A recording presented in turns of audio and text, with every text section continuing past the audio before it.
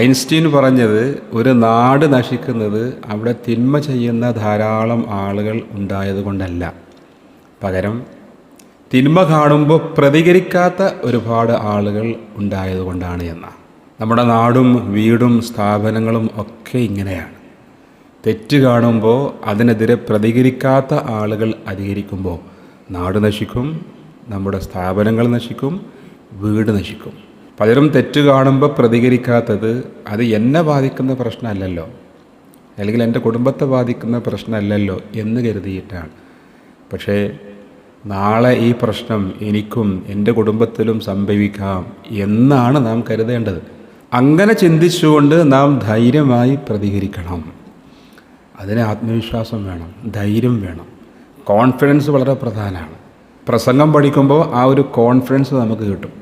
പ്രസംഗം പഠിക്കുന്നത് ഇങ്ങനെ വേദിയിൽ കയറിയിട്ട് ഘോരഘോരം പ്രസംഗിക്കാൻ വേണ്ടി, സംസാരിക്കാൻ വേണ്ടി മാത്രമല്ല, എവിടെയും സംസാരിക്കാനും ഇടപെടാനും പ്രതികരിക്കാനുമുള്ള ഒരു ധൈര്യം, ഒരു കോൺഫിഡൻസ് ലഭിക്കാൻ വേണ്ടിയാണ്.